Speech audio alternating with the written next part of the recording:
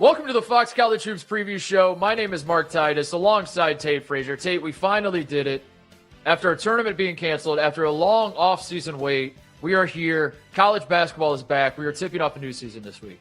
You said it, Titus. No March Madness in 2020. We've been sitting around. We've been scratching. We've been surviving. We've been waiting for this one moment to finally have the sport that we cherish so dearly happening again, tipping off. We are here. We cannot wait, but nobody wants to hear about us. They want to hear about the legends that we have on this program. So let's get to the list of those guys. Boy, do we have some legends. First of all, we got great players lined up, Tate. We have All-American center for the Iowa Hawkeyes, Luka Garza, joining us. We have the number one recruit in the country, superstar freshman Cade Cunningham of the Oklahoma State Cowboys.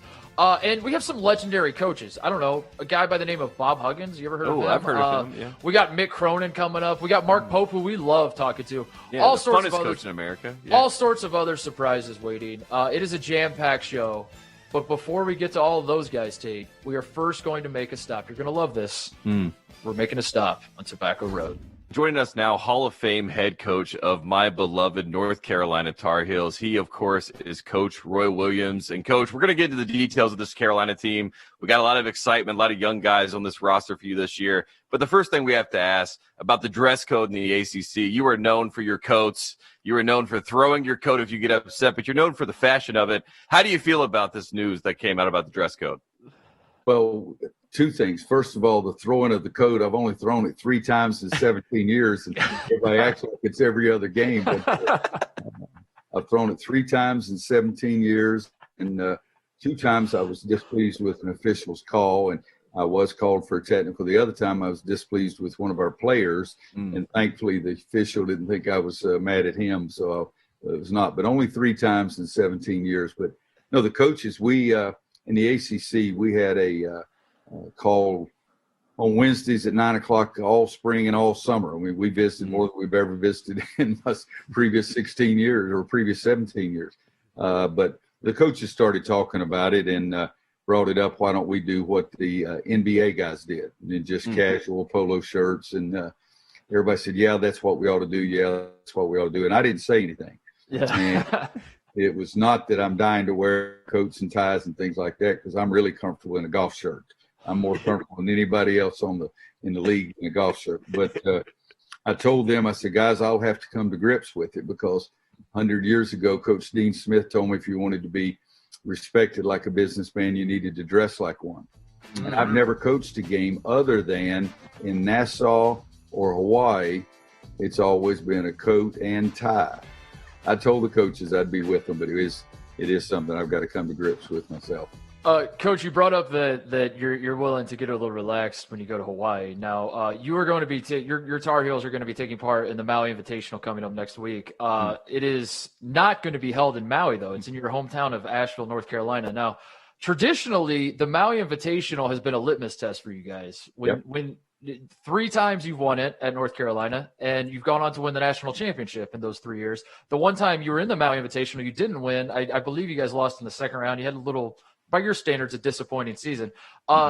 Do you put, I know you're a little bit of a superstitious guy, so do you put a lot of stock in what's going to happen next week? Is this like should the rest of America be like locked in, and like if Carolina wins it, bet the house on Carolina? If you guys struggle, all bets are off. Count off the Tar Heels. There would have been a lot of that superstition and pressure if we had played in Maui. Now we've got this excuse. And, the crazy thing is a lot of people are saying I got them to put it in Asheville. I guarantee. I think we said that, Coach, so we apologize. I have never spoken to one person in Asheville. I had no contact with them. It's just that from the very first day there seemed to be some doubt about whether they were actually going to be able to do it in Maui. The Asheville people called and they got in contact and they kept in contact. We run the Big South and the Southern Conference tournaments, and we got all these facilities right here. And I mean, where we're staying is a 3 or 4 minute walk from the arena. And yes, I am familiar with downtown Asheville, but it's changed a heck of a lot since I was a 12 and 13-year-old kid going to the YMCA every morning 100 years ago. With this North Carolina team, and North Carolina teams have passed, we always talk about the point guard position. Obviously, last year we had Cole Anthony, one-and-done guy. Kobe White, before that, one-and-done. And then you look at Joel Berry, Marcus Page. The list goes on and on and on. You have Caleb Love this year. There's a lot of excitement about having a 5-star point guard in the building, but there hasn't been the same hype, and maybe I'm a little bit more jaded as a Carolina fan because I haven't heard about him. But what is it like to have a freshman point guard, and just for you, that turnover of being able to pass down the primary break every single year to a new PG? Well, it's never bothered me, because I've had so many of them. I can go back to Kansas, Jock Vaughn, Don Jordan. I mean, all those guys. Kirk Heinrich started as a freshman. Jeff Boschee started as a freshman. Aaron Miles started as a freshman. Ty Lawson didn't start the first 3 or 4 games, I think. Marcus Page started. So I've had that a lot. It's never bothered me. But, one thing about it, you haven't heard as much or seen as much because you think all those guys that come out that have the McDonald's All-American game, the Jordan game, and all those people know where they're going to school now, and it's not like they're just playing their high school games. So there has been less fanfare around Caleb, and I don't know if that's good or bad. It never bothers me. You got to play on game days. What the heck you got to do? But with us, we have Caleb and R.J. Davis both. Those are going to be our first 2 guys at the point guard spot. And so I've never had a team where the starting point guard was a freshman, and I took him out and put another freshman in at that spot. But they're very intelligent kids. They're working extremely hard to try to understand what we're trying to do. We have Garrison Brooks, Leaky Black, Armando Bacot, and Andrew Playtech. 4 guys returned that played major minutes last year. And I've already met with them and said, hey, you guys to really be freaking players. And you can't just go out there and think everything's going – our success is based on what you're doing.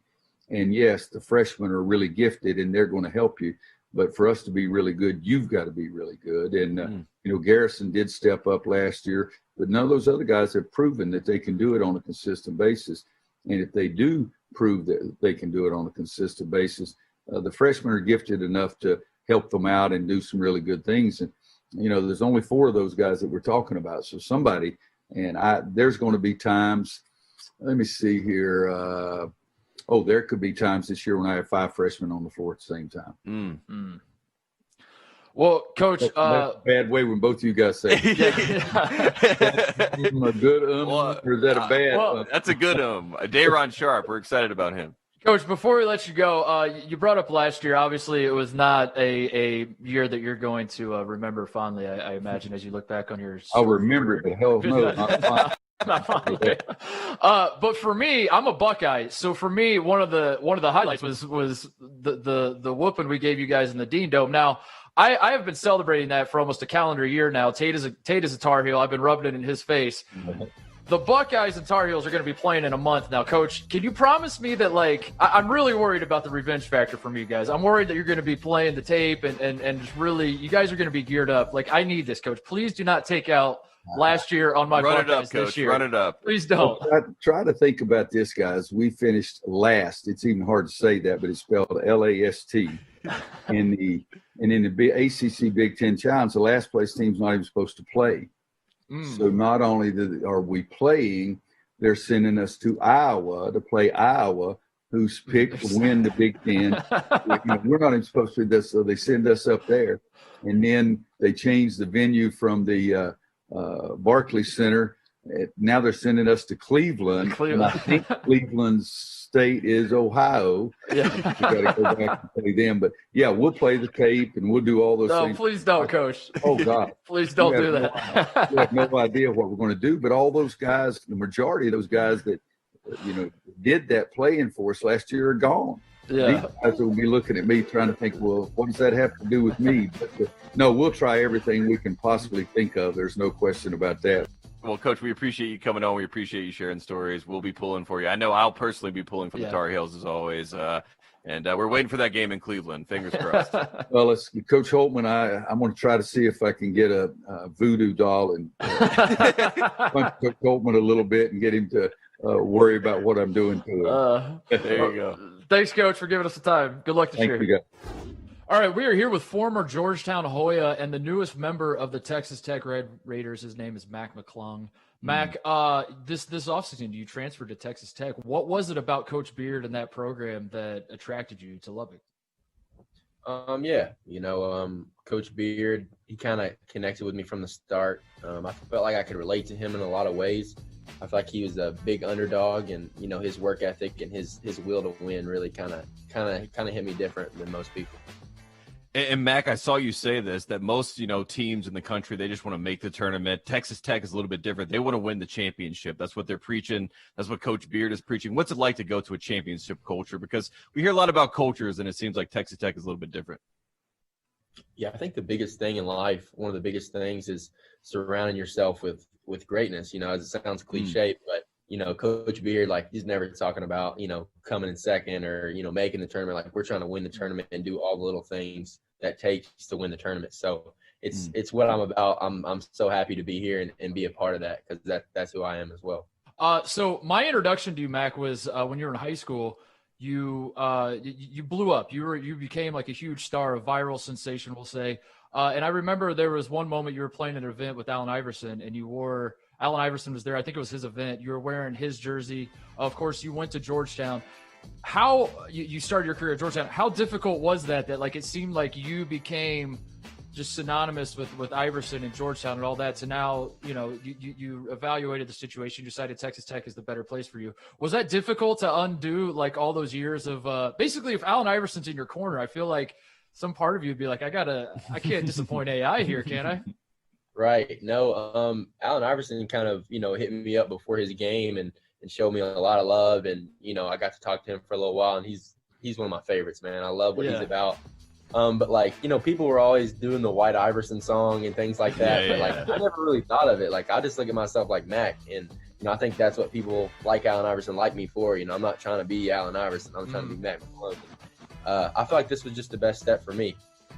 Mac, before we let you go, we have to get your thoughts on a rumor that Tate and I have been discussing for years. I'm sure you're aware of this, that you are Riff Raff's cousin. Can you address this once and for all? Are you aware of this rumor, first of all? And can you address... Actually, I've never heard this question. No, I'm just kidding. I was going to say, oh my God. I was like, please, this is one of the first things I ever knew about you. How did this rumor start? Is it true? Can you give us the truth? Me and Riff Raff are not related in any way, but he messaged me before kind of anybody knew me, I guess you could say, and he got me put on World Star and all that. He's like, let's just act like we're cousins. And, shout out to him because he got me some pub, I will say that, but we are not officially related. I'll be honest with you. You just told me you're not cousins, and honestly, in a week from now, I'm going to forget that you said that, and I'm going to still pretend like you are. We'll keep pushing it. All right, Mac. Well, thank you for joining us. Best of luck Mac. to you this season. We've enjoyed watching you this far, and we're excited to see you in a new environment in Lubbock. Absolutely. I appreciate you guys for having me. Thank you. Tate, I don't care that it's a myth. I'm going to continue believing that Mac McClung is Riff Raff's cousin, because I need to believe it. We're in too deep at this point. I can't have my entire world turned upside down like that. Yeah, Riff Raff believes it. Riff Raff promotes it. World Star believes it. World Star promotes it. We will be number 3 in that list. We will also believe it. We will also promote it. So there you go. In the words of George Costanza, it's not a lie if you believe it. But let's move away from Mac McClung. Let's talk to another Big 12 newcomer. AP preseason first-team All-American, freshman Cade Cunningham of the Oklahoma State Cowboys. There was a time not too long ago where freshmen being named preseason All-Americans before they played a second of college basketball was considered ridiculous. It was considered like, we can't do that. Harrison Barnes, I believe, was the first that kind of broke that mold, and then since we've seen it. So knowing that, there's a lot of hype around you, a lot of hype certainly around the Oklahoma State program because of you. How are you doing? How are you managing the expectations that come with that, given that you haven't even played a second of college basketball? You're already considered one of the best college basketball players in the country. I think, just having people think that, I can be an All-American, I feel like that's a big blessing just in itself. But I don't really worry about too much of what's being said on Twitter or anything like that. I've kind of gotten off Twitter at this point just because, it is a lot of expectations, but, I'm not really worried about the opinions of others right now. I just, kind of focus on what's going on in my team right now. One of the other things a lot of people are talking about and trying to tell you how you should live your life and all that sort of thing is obviously, I don't need to bring this up. I'm sure you're well aware that your program is currently stuck in a situation where you're technically are eligible for the NCAA tournament, but you're going through this appeals process, whatever. So the big question that you've gotten many times, and we'll ask again here, is in light of the decision that's happening in the appeals process, this chance that maybe you guys won't play in the tournament, maybe you will, who knows? Given the murky waters, why not just withdraw from Oklahoma State, go play professionally, like all these bozos on Twitter seem to want you? It's interesting. With me, I think it was more about who I was playing for. Like, I'd already been recruited by Coach Boynton for so long. I'd already built a relationship with him. I felt like, I'd already felt like I committed to him. There was no reason for me to go overseas and try to build a new relationship with somebody that probably, really has never seen me play except for film. So I just felt like having a relationship and being around people that I know I can trust. I thought that was way more important to me than the money. Titus and I, we always like to find teams that are quote-unquote bandwagon teams that are just very likable and obviously very good, that wins games, and that we kind of ride for the rest of the season. Can you give us a pitch as to why Oklahoma State and you specifically, your squad this year, should be on our bandwagon power rankings? I think we'll be a great bandwagon team, actually, because I think we have a lot of exciting players. Like, we have a lot of really good guards that I think we'll get up and down the floor a lot. I think we'll defend. I think we'll be gritty, and I think we'll just be a team that brings energy that a lot of people, would like to see through the TV. So I think that's a lot of ingredients to be a good bandwagon team. Oh, we love it. I'm sold. Sign us up. Cade, the Big 12 is a conference that has produced a ton of legendary freshmen: Kevin Durant, Michael Beasley, Trae Young, Joel Embiid. The list goes on. Here's the hoping you can add your name to that list this year. We'll be rooting for you, man. Good luck with everything. For sure. Thank you. I appreciate you guys. Joining us now is the head coach of the Iowa Hawkeyes, Fran McCaffery, and his star All-American center, Luka Garza. Luka, I want to start with you. Last year, the prevailing narrative coming out of Iowa City, if you will, was that you were deserving of National Player of the Year honors. Ultimately, most of those honors ended up going to Obi Toppin, and you were very gracious about all this, even though the Iowa fans, I don't think, were quite as gracious. They were not gracious. They were very upset with us.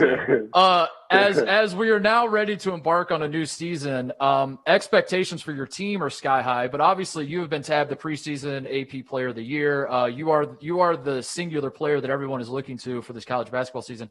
How are you handling the navigating this idea of a pursuit of individual awards that you felt just short of winning last year, and the team expectations, winning Big Ten titles, national titles, that sort of thing? Yeah, honestly, for me, my main focus going into this year is those team accolades and our team being as successful as we can be. I think that's the whole reason I decided to come back to the University of Iowa, was just to make sure that, I was a part of this team and that we could reach our potential. And, obviously it's an honor to be talked about, in the names of those awards and the people who've won them in the past. And it's incredible. And a lot of hard work went into that. But for me, honestly, like I said, this year the focus, is to win games. It does seem like all eyes are focused on the Hawkeyes this year. So, Coach, how are you managing all those expectations and keeping guys like Luka and the rest of your team kind of humble as best as possible? I think the important thing is you have to embrace it. You don't have to obsess about it. These are smart individuals we have on this team. They know what people are saying, but it really doesn't matter. What matters is what we do, and I think Luka articulated that very well. He knows what he expects of himself. He has confidence in his teammates. We've got a veteran group. The interesting thing about our conference this year is that a lot of teams have veteran groups coming back. It's the strongest the league has ever been. So maybe it is a situation where we are picked higher than we've been for a long time. And that's great. We embrace it. We welcome it. But we recognize the challenge ahead. And Luka, I have to ask you just about being a big, because it does seem like in basketball circles, everyone wants to be a guard nowadays. We see a lot of, big men in the offseason. They become three-point specialists when they put their IG videos up. Do you have a pride in being just a natural or traditional big and being able to represent that in college basketball? Because I know it means a lot to my heart, and I know there's a lot of bigs out there that appreciate you being the face of all the bigs in college basketball. It definitely does, especially when you come from a basketball family. And I've been, around so many great big men, throughout my whole life, and especially growing up in, the DC, Maryland, Virginia area, and having, different coaches and everybody who embraced, what it is to be a big man and wanted me to be that. And, I definitely, love playing in the post. I prefer it over shooting threes. But, as an offensive player, you want to be as versatile as possible because it's harder to guard. So for me, I like to know that I can do it all on the offensive end, and I'm going to continue to play in a low post as long as I play basketball. So, talking about your skill set, Luka, one thing that we see in college basketball, guys as good as you test the NBA waters or consider going to the NBA draft and then ultimately come back. A trap that a lot of guys that I've noticed in all my years of watching college basketball that they fall into is you almost seem to play for NBA scouts rather than trying to win the game in front of you, trying to score on the opponent in front of you. How do you balance that as you go into this season? That I'm sure some part of you has thought about your career past Iowa, and maybe you want to showcase certain skills for those scouts, but maybe Coach McCaffery is like, Luka, we don't need you doing those things. I'll let your NBA coach let you do those things. We need you to do these other things that you're great at. Is that a challenge for you right now? Honestly, no. I think Coach McCaffery gives me a lot of freedom, on the offensive end to be able to score in different ways.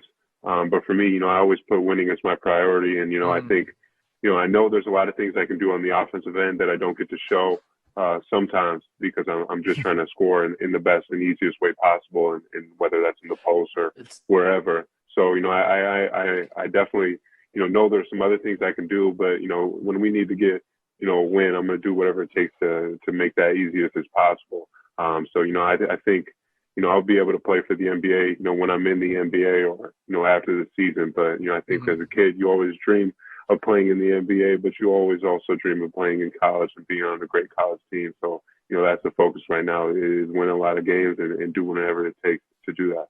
Mm-hmm. And Coach McCaffery, just talking about, you and this program and what you've been able to bring to Iowa. Obviously, there's been a winning tradition that's been able to build up over the past decade or so with you being there. But one of the staples when we think of Coach McCaffery, we think of fiery. We think of, you're fired up, you get your team fired up. And it's usually when things go bad. But when you have such a good team and things are going great, how do you get your guys fired up, Coach? I mean, if they're not making mistakes, how can you yell at them and get them ready to go?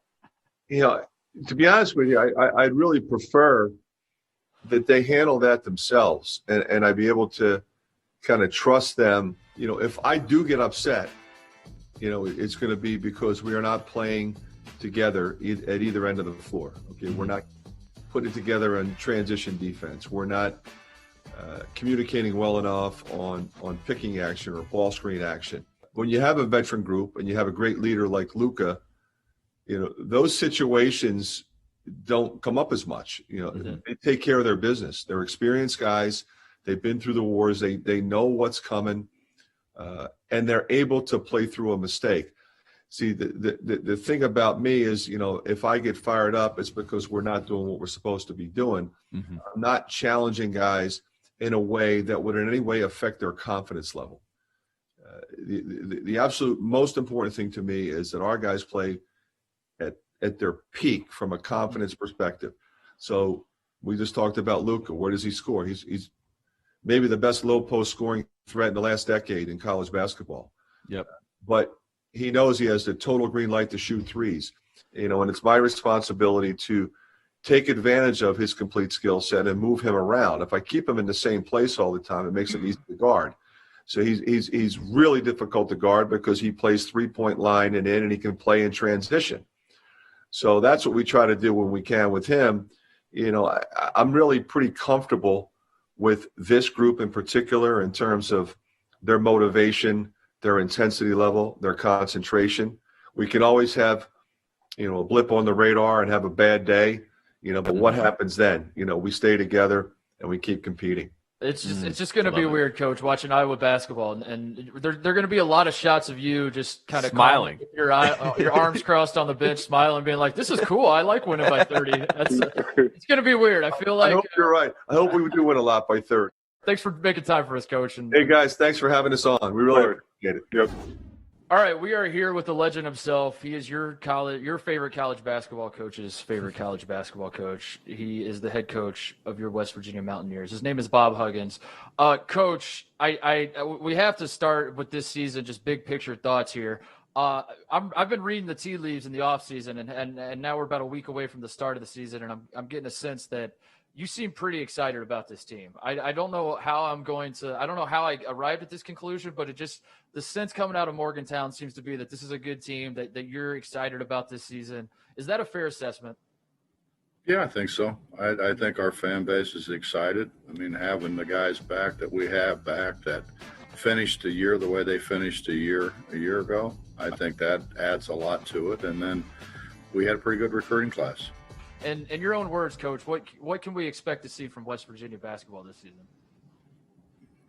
Well, something different, something that people haven't seen before. We're actually going to make shots. You know, we had to rely on stealing the ball and shooting layups, I think, for a few years there, and actually got pretty good at it. But we can make some shots now. We've got some guys on the perimeter who can make some shots, and obviously our bigs are big. They're big, and they're strong, physical guys that should be able to score around the goal pretty well. But I think the biggest thing is we're going to be able to open the floor up with our perimeter guys. And, Coach, I've heard you say this before, and it's a quote. When you were asked about the Big 12, you said, from top to bottom, they're the best league, but there is no bottom in the Big 12. When you look at the landscape this year and you look at the teams that are in the Big 12, we just talked to Cade Cunningham, who's at Oklahoma State. They have some young guys that are trying to make a run. Kansas is obviously always going to be in the mix. What's it like playing in the Big 12, and how do you get your team prepared for, that gambit, that run of all those teams? Well, the thing I think that struck me, and I coached in the Big East, and obviously the Big East had great coaches and great players and great teams. But I went in, and there's 10 coaches, and I'm looking around the room, and I start counting, and all of a sudden I come up with 6 coaches that have coached in the Final Four, multiple Final Fours. And I don't know there's ever been a league in the history of college basketball that's had 60% of their coaches were Final Four coaches. I think the coaching in this league is terrific. You start naming names, and people, if you actually just stop and think about it, I mean, wow. I mean, these guys can really, really coach, and it's very challenging for guys, like me, to be able to match wits with those guys, and it's when you look at the pros that have come out of here. I mean, we put more pros out per team than any league in the country.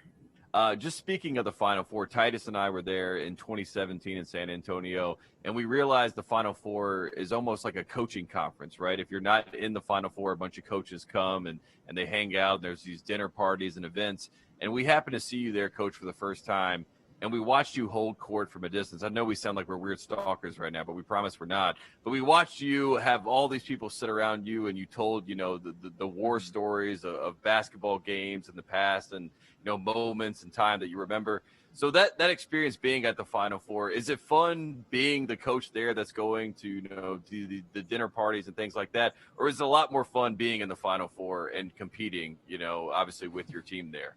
Because it seemed like you were having fun on both sides of the equation.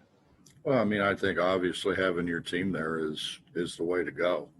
But I went there as a young coach, and I'm sitting there and I see Bob Knight walk by, or I see Jerry Tarkanian, or I see Jim Boeheim, or Jim Calhoun, or whomever, and you sit there as a young coach, and you're like, I want to get to the point that I'm like that guy. And I think what I've always tried to keep in mind that those young guys sitting over there, kind of want to be what we are, and should be, and should have that opportunity. And so I try to spend as much time with the young guys as I possibly can. I think everybody wants to go, get in that clique, and that you're very comfortable in. And I'm not saying I don't do that. I do that as well. But I try to keep in mind, the times when I was 25 years old or 24 years old, and sit there in awe and watch those guys walk by. And then I've been blessed because I've got to coach against most of them. Yes, sir.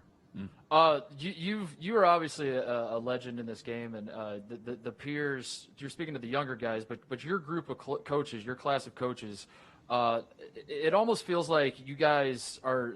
We're never going to see this again. The likes of you and Coach Boeheim and Coach Krzyzewski and Roy Williams and on down the line.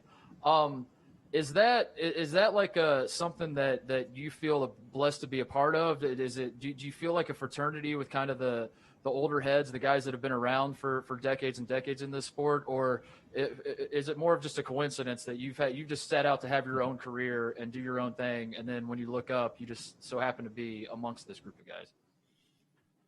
Well, I can remember being a young guy and hearing everybody say there's never going to be another Abe Lemons. Yeah. Guess what? There hasn't been another Abe Lemons. There's not going to be another Jerry Tarkanian.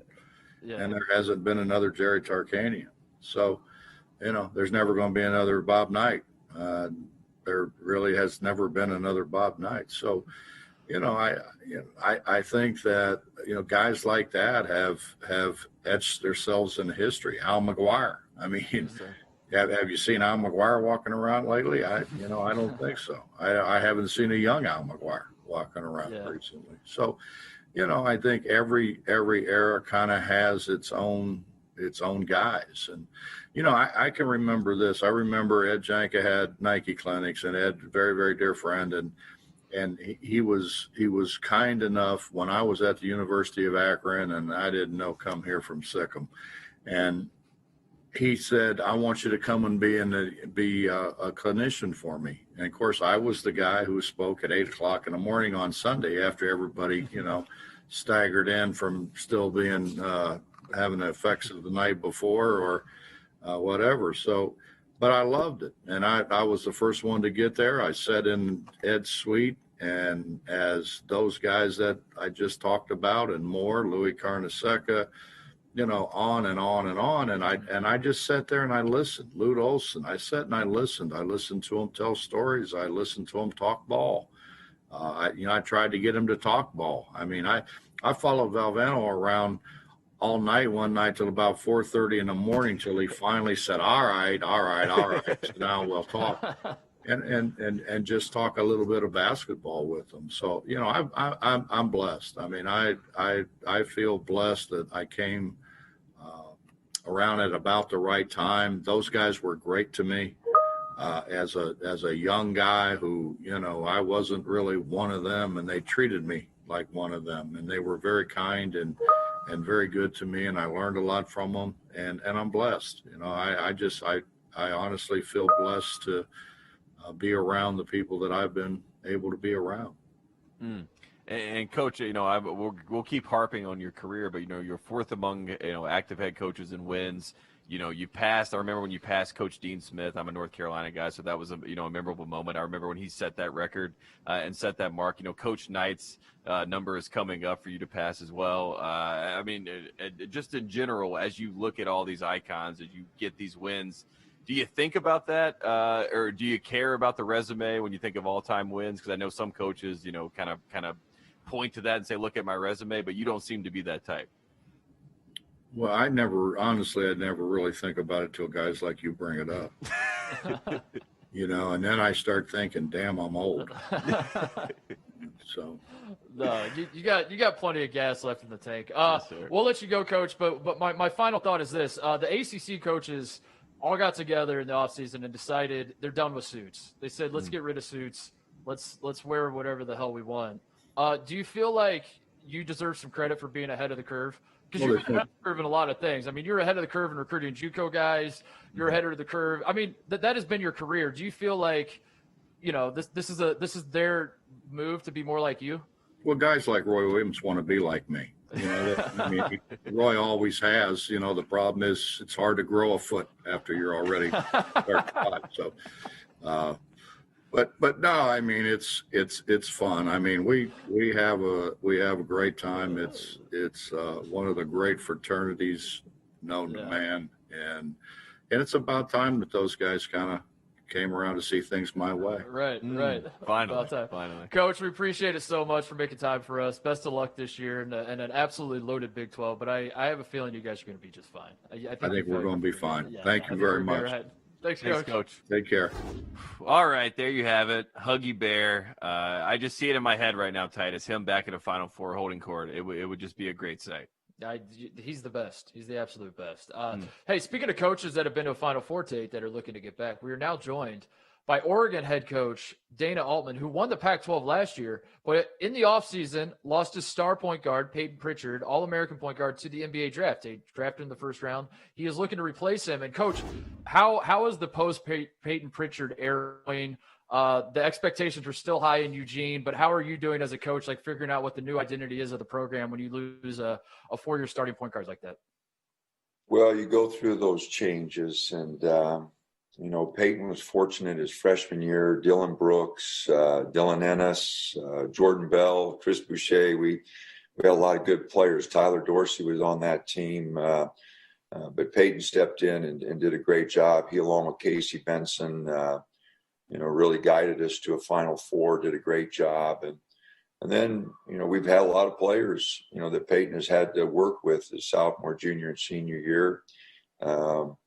The college basketball is going through a transition here where, everybody likes to transfer and get things put together for themselves. And it's been kind of tough building the program and keeping guys together. But fortunately for us, Peyton stayed with us for 4 years, had a tremendous career, and he will be very difficult to replace. But fortunately for us, Will Richardson's back, Chris Duarte's back, two talented guards that started for us a year ago.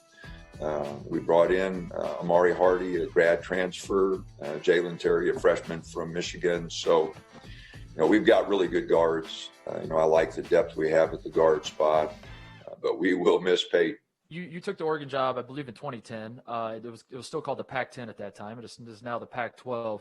A couple years later, I would say it was the low point in conference history when only 2 teams made the NCAA tournament, and there was this sentiment of like, is the Pac-12 even still a power basketball conference? Fast forward to going into this season, there's a lot of expectations from the conference as a whole. A lot of teams are projected to maybe compete for NCAA tournament bids. What has that progression been like from your perspective as a guy who now you've kind of positioned yourself as the premier program in the Pac-12, but just that 10-year run that you've had, it feels like the conference has shifted in a lot of ways. How do you see it? Well, there have been some ups and downs in our league, but if you look across the country, that could be said for, a lot of conferences. Fortunately, we've had some good runs. We will pat ourselves on the back here a little bit. We please Elite Eight, a Final Four, a couple Sweet 16s. So on a national scale, we've been ranked in the top 25. A number of years. So we've done all right. Arizona's been good. UCLA under Mick Cronin, I think, will make a bounce back. But we would have had 6 teams in last year. I really look at our league, and I think we'll have 6 or 7 in this year. In 2016, we had 7 teams. So our league has gone up and down. We do need, to win a title. We need to get in the Final Four, and somebody needs to win a title. It's been 20 years, more than 20 years. So the Big Ten, us, have had that problem, although the Big Ten's had more teams in the NCAA tournament than we have. So we have some work to do on a national scale as a conference. Our program wants to be the leader in that regard. And fortunately, I got a great staff that has worked very hard to put us in that position. And, we just got to keep knocking on the door and one day kick the son of a gun down. Coach, we appreciate you making time for us. Best of luck this year. Thank you. Guys, really appreciate your time, and sure appreciate you following the Ducks. All right, joining us now is the brand new head coach of your Wake Forest Demon Deacons. And, Coach, when we do these interviews, I kind of like to start out with the serious business and talk about the basketball and how the team looks and all that sort of stuff. And then we wrap it up with the fun at the end. But I want to make sure we have enough time to talk about the fun with you because I think you might have an idea where I'm going with this. Your introduction, your first impression as the Wake Forest head coach was the video of you spiking the mask and just getting we were still in the throes of this coronavirus and we're still in the pandemic, but at the time there was still a sense of trying to figure out what the pandemic was and all that, and was there any end in sight? And you come on, and your introduction to Wake Forest Nation was spiking the mask and just basically just yelling at the camera, "Let's go!" I don't know whose idea was that? How many takes? Oh, I'm not. Hey, listen, I'm not taking any credit for that one. Okay. That was marketing. I'm usually a one-take guy. Okay. They said the first time I said, "Can you give us a little more?" I go, "Oh, I got a lot more." So I spiked it only because that's what we'd all like to do every single day, right? I mean, right. Like I've been wearing this mask every day in practice, and I would like to take it off and spike the dang thing. We can't. So I just did how we were all feeling at the time, right? Yeah. Maybe a little more animated. Yeah. But it was two takes. That's brilliant. Well, it worked because I think it gave a lot of people an idea of your personality and your style. Just like that. That was all it took. Was just listen, man. I like to have fun. I mean, I know it's serious. I mean, it is. Especially I'm in the ACC. But when I quit having fun, I'm gonna quit doing it. And I've always liked to have fun with the players and on the court and with the fans. And I'm not going to change, just because I'm on Tobacco Road. You have a sort of unusual, I guess we could say, rise to the top. A lot of community college, a lot of JUCO, junior college stops along the way. Obviously, you're an assistant for a long time. You correct me if I'm wrong. Your first Division I head job was East Tennessee, which was like 5 or 6 years ago, right? So, has any part of you stopped? Now that you've taken over Wake Forest, now that you got the big desk at the big ACC school on Tobacco Road, have you stopped and been like, damn, what a ride this has been? Mark, I get asked that some, and I hadn't really thought about it a lot. And maybe sometimes late at night, you can't sleep a little bit. You think about how you got to where you're at. I mean, you're right. I grew up in a small town in Iowa. I graduated with 32 people, and I did coach junior college for 11 years. Which I wouldn't trade my path for anything. It's just the road less traveled than probably what most travel. I'm probably the only coach in the ACC. In fact, I promise you I'm the only coach in the ACC that's worked in McDonald's and coached McDonald's or recruited McDonald's All-Americans.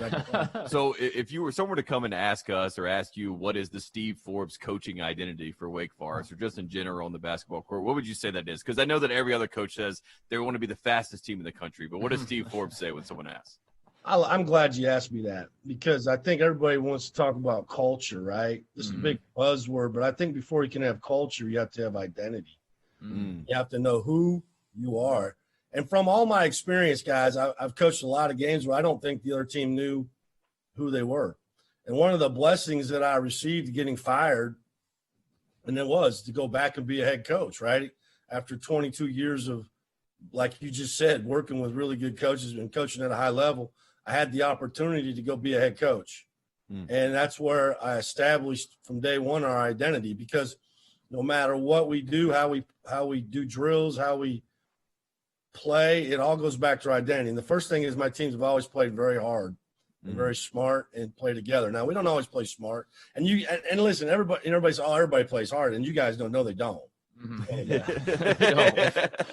My guys thought they we do know that, up, right? Yeah. Then we're going to share the ball on offense. Okay, the ball moves with I like motion. I like guys, everybody touching it.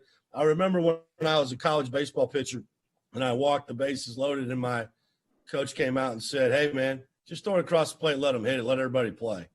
And it made a lot of sense, right? Well, it's the same thing on offense. Nobody likes to watch one guy dribble the ball.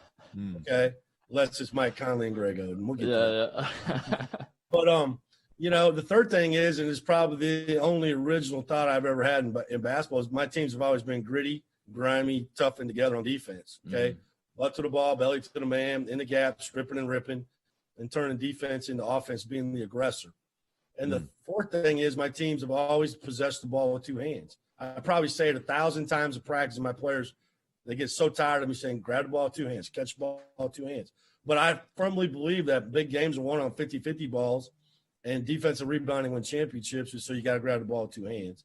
And the last thing is just do what you're supposed to do when you're supposed to do it on and off the court, and that's execute. So if you didn't know anything about my teams and you come to watch us play, you should be able to walk out of the arena and go, man, those guys played so hard tonight. They shared the ball. They played together. They were tough on defense. They rebounded and they executed.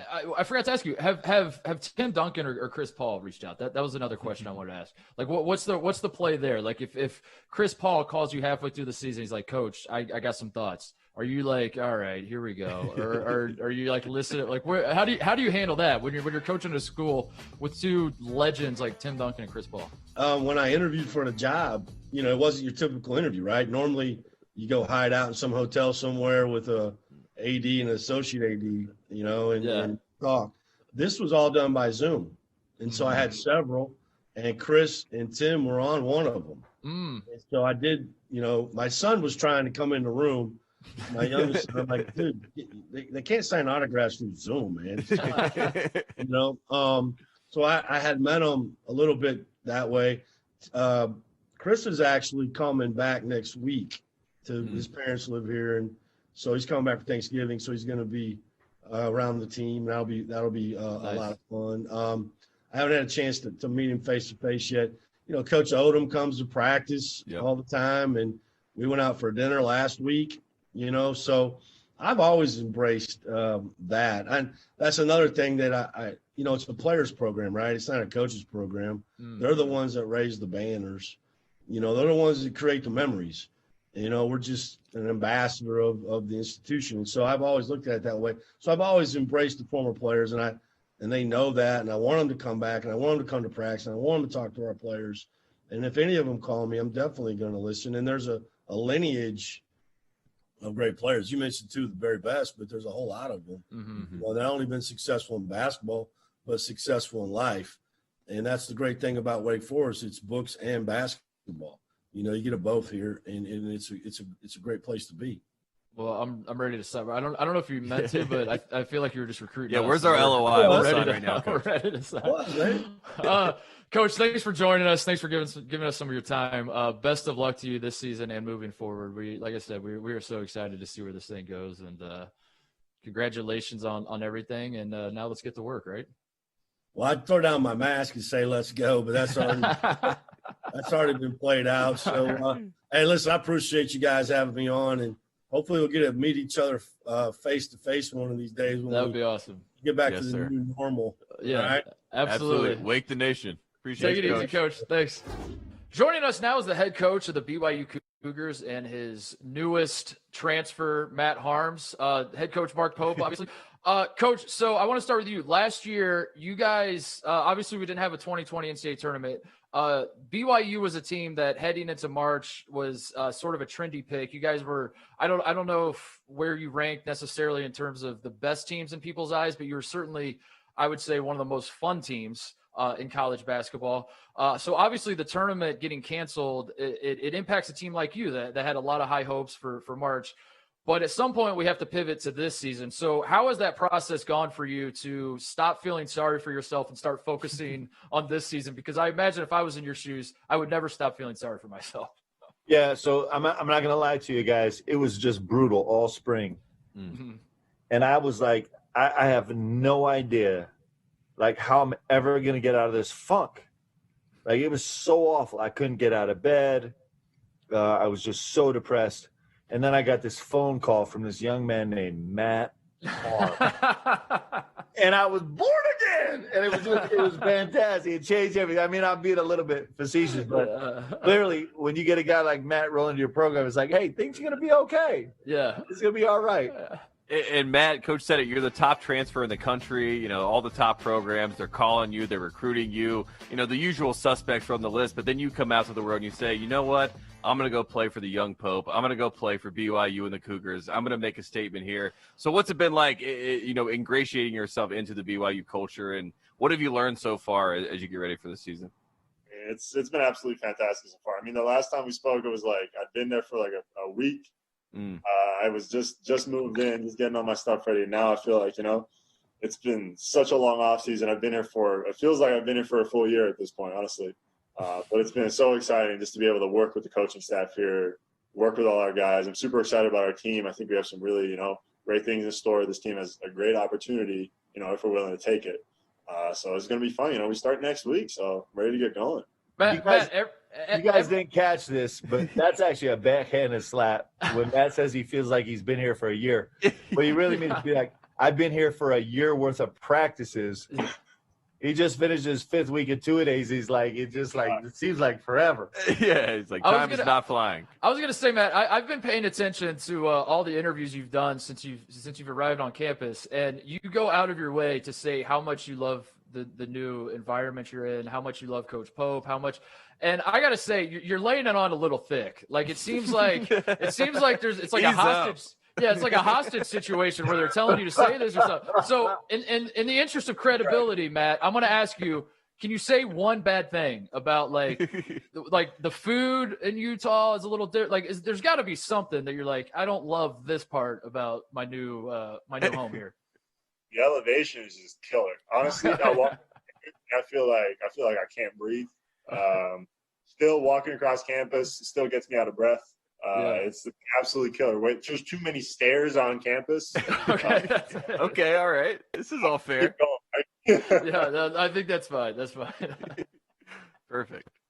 Love that. And Coach, you're known. We saw you last year at the Maui Invitational. Titus and I, we were taken aback by how much your team enjoyed interacting with you. You were definitely the definition in our minds of a player's coach. So, what has it been like trying to manage this COVID situation, trying to keep guys together, keep that camaraderie, keep that bonding when you're meeting on Zoom and you're having these distance practices and all these other things going on? Yeah, we're lucky. We have 3 big-time seniors, Matt and AB and BA, because we haven't been able to do what we normally do. We normally spend a ridiculous amount of time together doing random team events and activities and nonsense, right? And just kind of the sheer volume of time that we spend together kind of builds relationships. And we haven't been able to do that where it's been orchestrated by the team. And so our seniors are kind of taking upon themselves to find different ways to reach out to each other. And they've done a great job. And that's going to be tested as we go through the season. But it's really been a senior-led team so far, which is a gift. Last year, you guys had one of the most fun teams in the country, a lot of turnover heading into this season. What can people expect out of BYU basketball this year? What kind of brand of basketball are we going to see? Is it going to be as fun as last year, Coach? I think it's going to be fun. We're going to look a little different because we just are so much longer. Mm-hmm. And I think we have so much more depth. So hopefully we can kind of keep pushing the pace on both ends of the ball. And kind of come at people in waves and just be a relentless pressure of guys coming in and doing their job and then handing off the baton to the next guy. That would be ideal. But in terms of the guys sharing the ball, that's our identity. In terms of guys being really aggressive and spacing the floor, it's our identity. In terms of guys making shots, it's what we do. I think we have a chance to add, we were the 344th best offensive rebounding team in the country, which out of 353 teams, that's not very good, right? But I think we have a chance to make incredible progress in that important statistical category as well as some others. So hopefully we can add some new tricks to our deal and be even better. Well, Coach Pope, Matt Haarms, thank you for joining us. Coach, before we let you go, last thing, I just want to give you an opportunity. Would you like to use a little time to stump for the BYU football team to get into the playoff? Come on, man. Yeah. Are you serious? Are you serious? Yeah, Zach Wilson. Let's go. Zach Wilson? Have you seen the Golden Boy's arm? I mean, this kid is torching people. You know why they're not going to let him in the playoff? Because people are going to be embarrassed. That's all this kid is doing. This offensive line.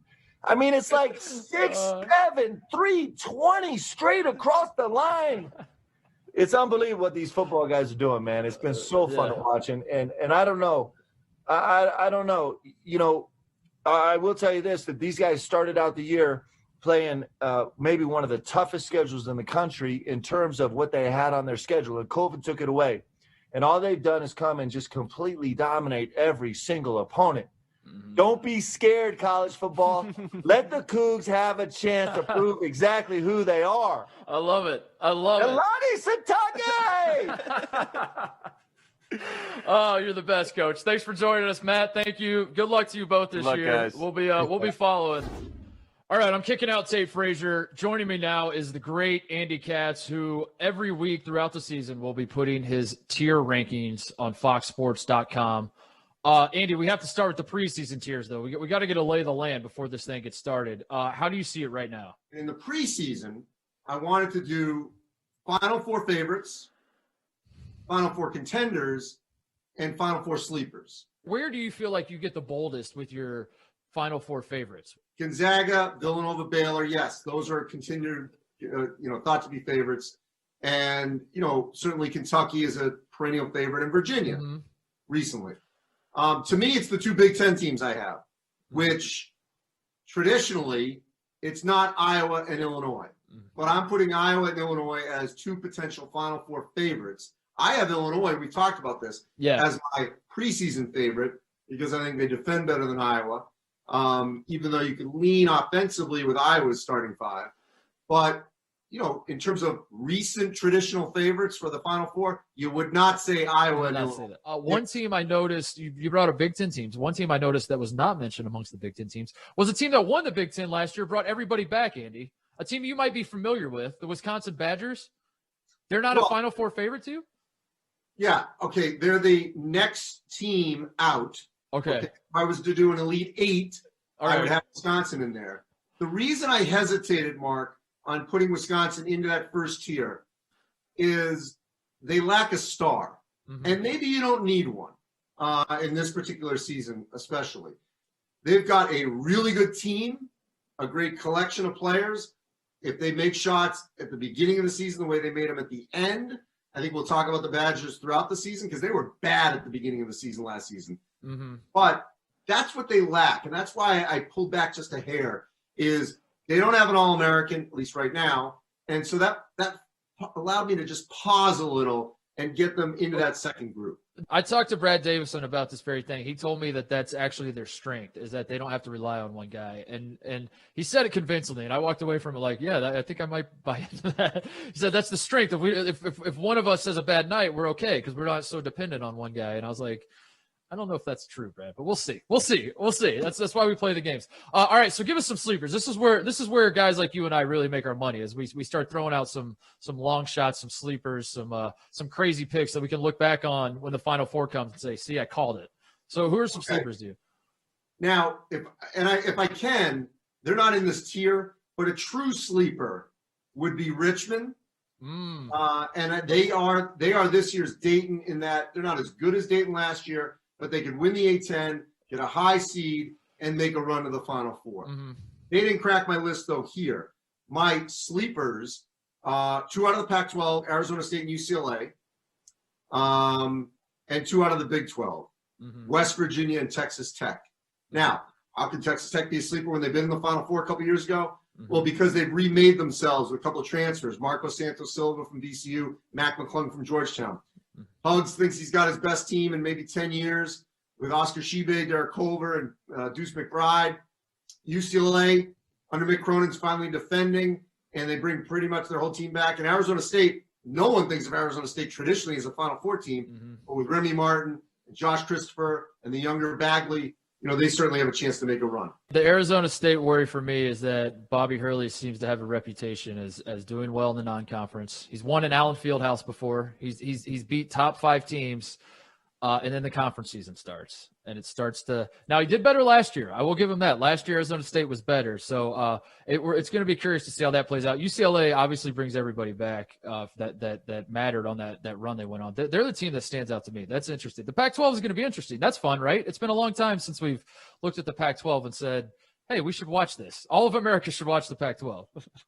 Well, and last season, it would have been interesting had there been a tournament because I think the Pac-12 had a chance to make some noise because USC was playing really well. UCLA was, of course, Oregon. Obviously, Kate Pritchard in the tournament, which, by the way, sidebar, steal for the Celtics. I think he's going to really make an impact as a backup to Kemba Walker. But, Oregon, never discount the Ducks, but I do think there's depth in the Pac-12 this season. Yeah, the Pac-12 is certainly going to be interesting, especially Arizona, Andy, a team we didn't even mention. I mean, how long has it been since we've entered a Pac-12 basketball season and not even thought to mention Arizona? So, well, I mentioned one Georgetown transfer at Texas Tech. The other one, James Kinjo, he's going to be the starting point guard at Arizona. So it'll be interesting with the Wildcats because, first off, a lot of international players, new players for Sean Miller.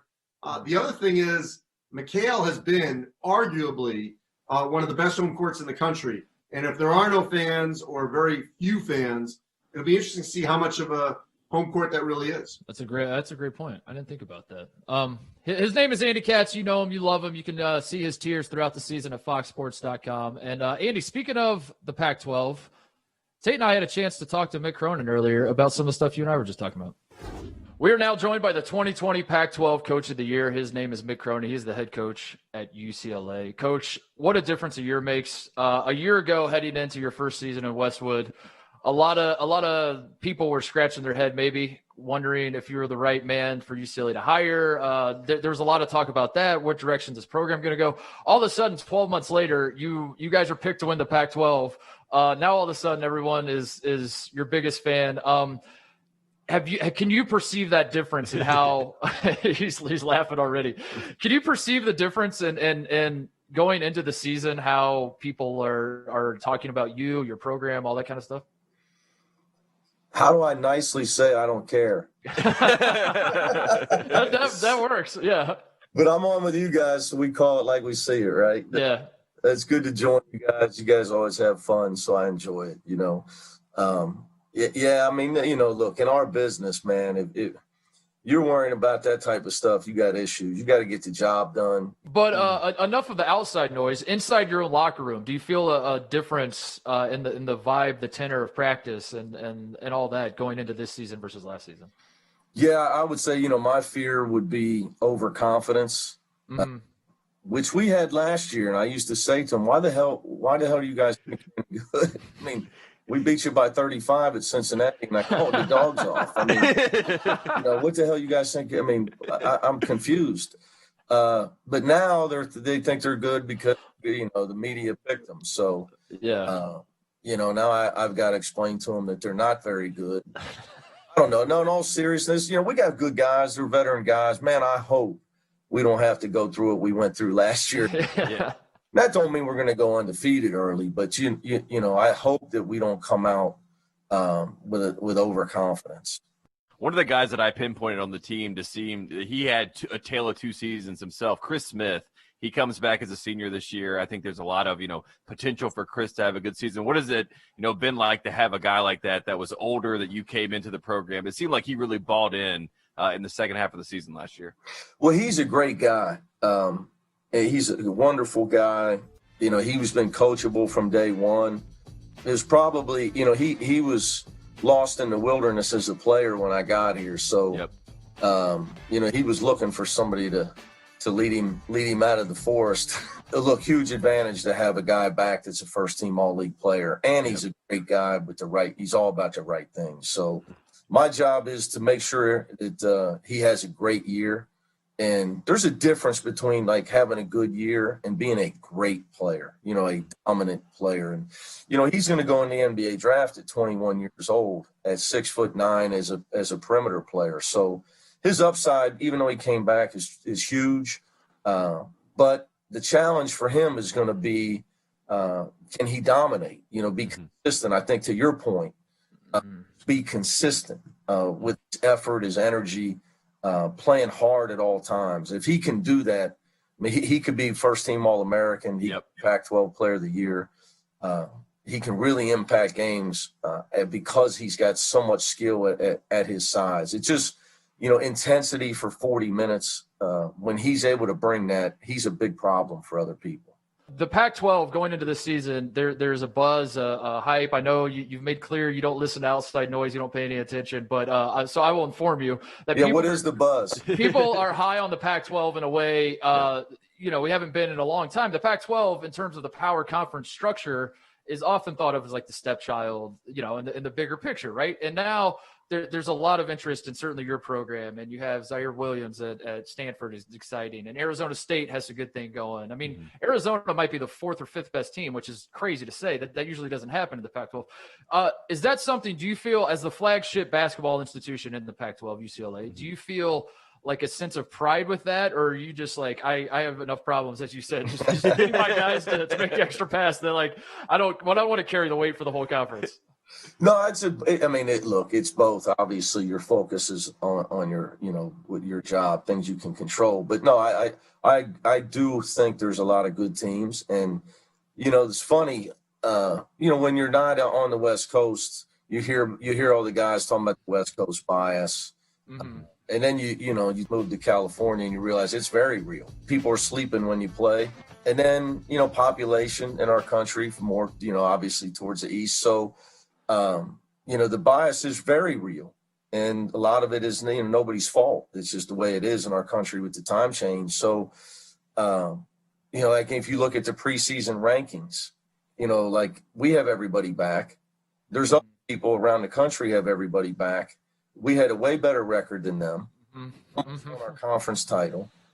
They had a losing record, but they got everybody back, so they're ranked 10th or something. So my staff points that stuff out to me, and we've talked a lot as head coaches as a group trying to rally to get back on the floor as a conference. And I've learned a lot from my fellow coaches in our league about how we have to band together to promote our league. Yep. Because of the biases that we're talking about. So yeah, I agree with you. There's a lot of good teams. You mentioned Stanford. I don't know if they got any votes for the top 25, but they got a guy that could be the first pick in the draft. Mm-hmm. Yep. On a team with 4 other starters back. Mm-hmm. So, how did they get no votes for the top 25? It's very confusing to me. And they were a tournament team last year if there would have been a tournament. So that's just. And they have a first-round pick, Tyrell Terry. Yeah. Exactly. But Zaire Williams could be the first pick. Yeah. So, next year. Very possible, guys. Trust me. We all tried to sign him. So anyway, but and here, like, if he was on the East Coast, there'd be much more buzz about him. So it's all real. So I think, one thing we've learned as coaches, making sure we do everything we can to promote our league. I think, Mark, is important to answer your question. We have to pay attention. We have to promote our league because we are up against the bias. And it's not like, hey, you're picking on us. It's just, man, people are sleeping a lot when we play. So our highlights don't really hit the Sports Center reel. Well, listen, Coach, the Lakers won the NBA title. The Dodgers won the World Series. People are saying it's LA's year. LA Kings. People are saying it's LA's year. Here's the hope, and you guys can add the Rams. Appreciate you joining us. Best of luck this season. All right, man. You guys got to rub it in with all that hair. I mean, Jesus. Just so Coach, I moved to California and my hair just started getting longer. I don't know. You didn't get the same thing when you moved. It's going the other way for me. I had a referee on our scrimmage today said, hey, he goes, just so you know, my first college game 20 years ago, you were an assistant at Cincinnati. And I was like, really? He goes, yeah. He goes, I just figured out that was you because you had all this hair. I told him, try to quit missing calls and walked away. There you go. No, hey, guys, thank you for having me. I appreciate it. Absolutely. Thanks, Coach. Good luck this season. Take care, guys. And there you have it. We saved the best for last. Our head coach in our hometown, UCLA's Mick Cronin. I appreciate him coming on the show. And that is the show. That's all, folks. We did it. Thank you all for tuning in. Thank you for watching us. Thank you to all the coaches and all the players that took time out of their busy schedules to join us on the show. Listen, if you love college basketball as much as Tate and I do, be sure to listen to our podcast, Titus and Tate. You can download it wherever you get your podcasts. Also, I am writing a newsletter about all the biggest stories in college basketball, all the fun stuff going on throughout the season. You can subscribe at foxsports.com/newsletter. It comes out every Wednesday, so be sure to do that as well. Thank you guys for watching. As Tate said, college basketball, it is back. The weather across the country is getting cold, Tate, but the action is heating up.